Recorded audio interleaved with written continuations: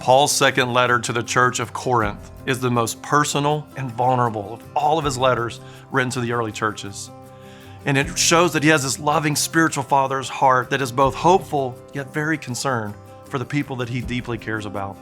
You see, after his first writing to the Corinthians, where he corrected their errors and answered their questions, Paul goes on this brief visit in early 57 AD, and then he returns back to Macedonia, where later that year he writes this second letter. And it says it was written out of distress and many tears because it was a painful visit.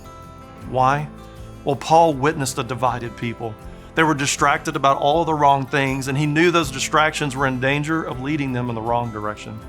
So Paul pleads with them, and he's like, come on, guys, don't reject the message I've been giving you because it'll take you on the pathway to many pitfalls of life. But he's like, instead, embrace the reality of what Jesus offers in his grace and his mercy.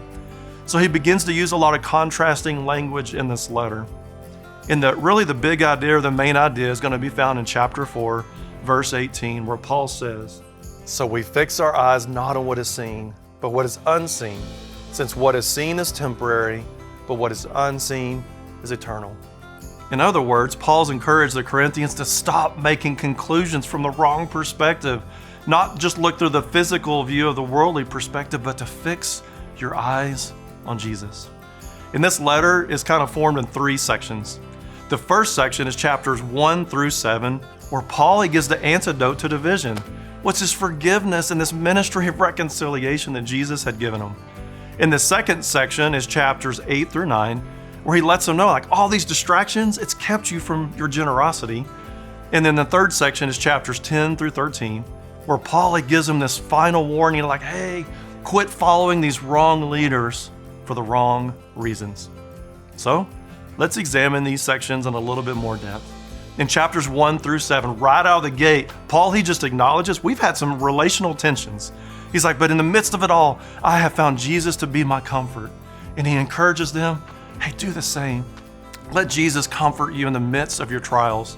And then he begins to ask them, guys, what happened?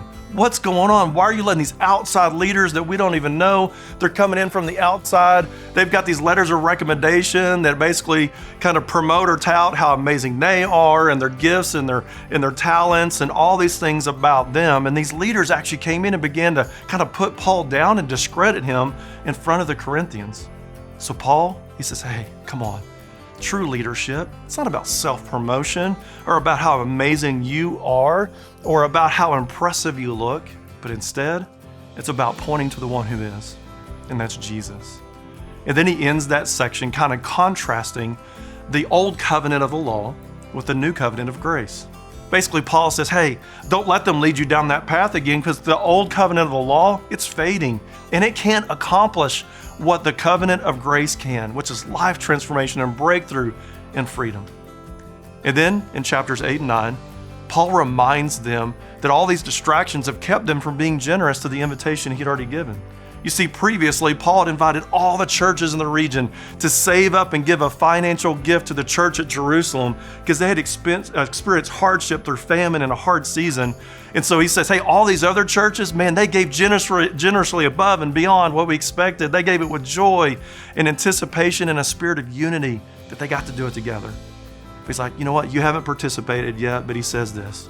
He says, I'm not going to command you to do it, but instead, I want to point you back to what he says in chapter 8, verse 9. For you know the grace of our Lord Jesus Christ, that though he was rich, yet for your sake he became poor, so that you through his poverty might become rich.